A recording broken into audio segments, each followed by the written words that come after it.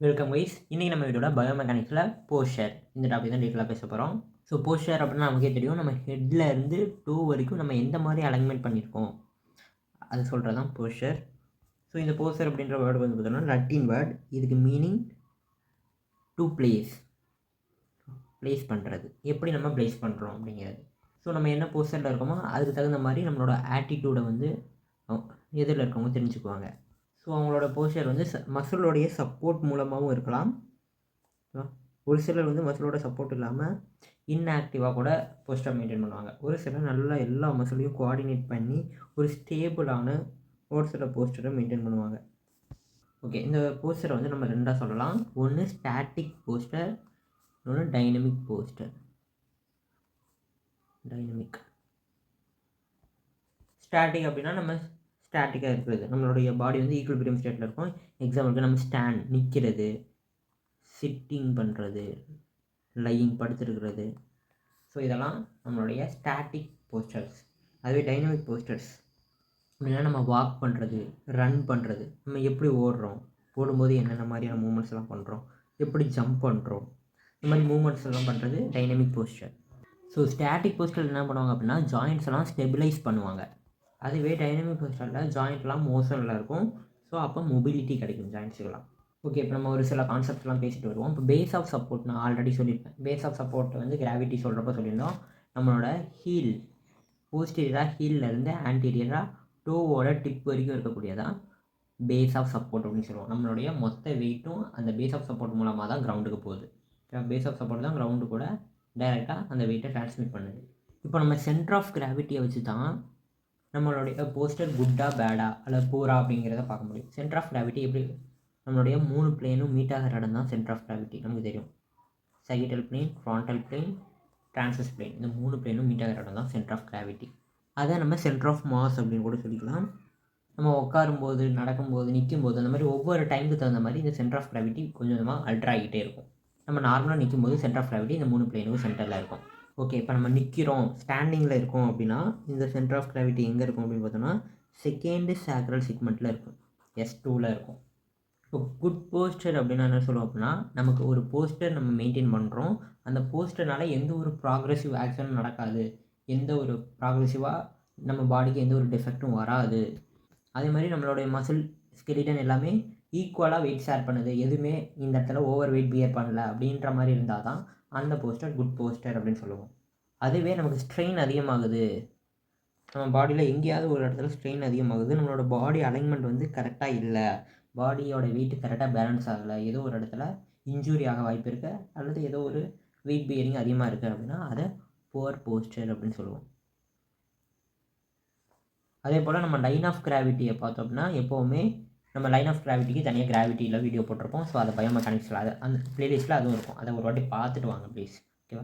So அது நம்மளுடைய line of gravity external ஏர்லேருந்து ஸ்ட்ரைட்டாக ஸ்பைனெல்லாம் தாண்டி நீக்கு முன்னாடி போயிட்டு அப்படியே ஆங்கிளுக்கு முன்னாடி போகும்.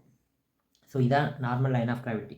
இதை தாண்டி நம்ம பாடி எங்கிட்ட மூவ் ஆச்சு அப்படின்னா அது வந்து புவர் போஸ்டர் அப்படின்னு சொல்லுவோம். ஃபார்வேர்டாக போனாலும் சரி, அதே போல் நமக்கு பேக் முதுகு வந்து பின்னாடி போனாலும் சரி, அல்லது நம்மளுடைய நீ வந்து முன்னாடி போனாலும் சரி, எது முன்னாடி பின்னாடி எந்த சைடுமே போகக்கூடாது, எங்கிட்ட மாறி போச்சு அப்படின்னா அது புவர் போஸ்டர். ஸோ நம்ம குட் போஸ்டரை மெயின்டைன் பண்ணும்போது எப்பப்போலாம் நம்ம குட் போஸ்டரை கரெக்டாக எந்தெந்த ஃபேக்டர்ஸில் இது பண்ணுறாங்க அப்படின்னா நம்ம டெவலப் ஆகும்பொழுது, ஓகேவா, நம்ம மதரோடைய ஊமில் டெவலப் ஆகும்போது, அதே போல் நம்ம வளரும்போது நம்ம இந்த போஸ்டரை மெயின்டைன் பண்ணணும், டெவலப்மெண்டல் ஃபேக்டர். அதே போல் டிசீஸ் ஏதாவது வந்துச்சு அப்படின்னா கூட நமக்கு போஸ்டர் அஃபெக்ட் ஆக வாய்ப்பு இருக்குது. அதே போல் என்விரான்மெண்டல் ஃபேக்டர்ஸ், நம்மளுடைய ஹோம் என்விரான்மெண்ட், அதே போல் நம்ம ட்ரைனிங் எங்கெங்கே போகிறோமோ ஒர்க் பிளேஸு எல்லா இடத்துலையும் நம்ம போஸ்டர் மெயின்டைன் பண்ணணும். அடுத்ததாக சைக்காலஜிக்கல் ஃபேக்டர்ஸ்.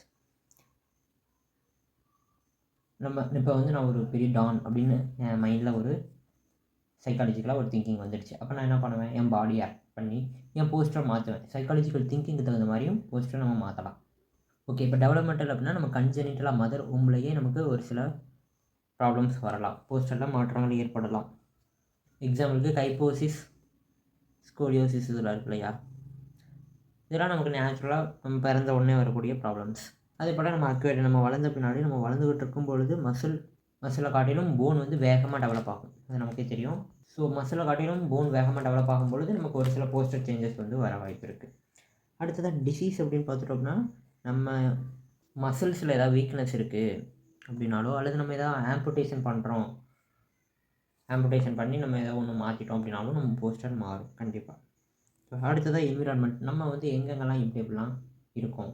இப்போ நான் உட்காந்துருக்கும்போது கூட நான் கூன் போட்டு உட்காந்துருந்தேன் அப்படின்னா எனக்கு போஸ்டர் மாறும். நான் நிற்கும்போது எனக்கு நார்மலாக இதே லைன் ஆஃப் கிராவிட்டி மெயின்டைன் ஆகாது, என்னோடய லைன் ஆஃப் கிராவிட்டி மாறும். ஓகேவா? அதே மாதிரி நீங்கள் வீடியோ பார்த்துட்டு இருக்கும்போது கூட எப்படி உட்காந்துருக்கீங்க அப்படிங்கிறது உங்களுக்கு தான் தெரியும். ஓகேவா? ஸோ அந்த என்விரான்மெண்டல் ஃபேக்டர், நம்ம எங்கெங்கெல்லாம் எப்படி எப்படிலாம் போஸ்டர் மெயின்டைன் பண்ணுறோம் அப்படிங்கிறது. அடுத்தது சைக்காலஜிக்கலாக, இப்போ நீங்கள் ஒரு பெரிய ரவுடி அப்படின்னு வச்சுக்கோங்க. அப்போது நீங்கள் எப்படி போஸ்டர் மெயின்டைன் பண்ணுவீங்க? ரொம்ப கடை ஸ்ட்ரைட்டாக நெஞ்சை நிமித்திட்டு நடப்பீங்க. ஓகே, அப்போ ஒரு போஸ்டர் மெயின்டைன் ஆகும். அதுவே நீங்கள் ஒரு பயத்தில் இருக்கீங்க, அப்போ உங்களோட போஸ்டர் வந்து அப்படி குறுகி போயிருக்கும். ஸோ நம்ம சைக்காலஜிக்கல் திங்கிங்க்கு தகுந்த மாதிரி கூட நம்ம போஸ்டர்ஸ் மாறும். இது இல்லாமல் நம்ம ஆக்டிவ் போஸ்டர், இன்ஆக்டிவ் போஸ்டர் அப்படின்னு 2 டைப் சொல்லுவோம்.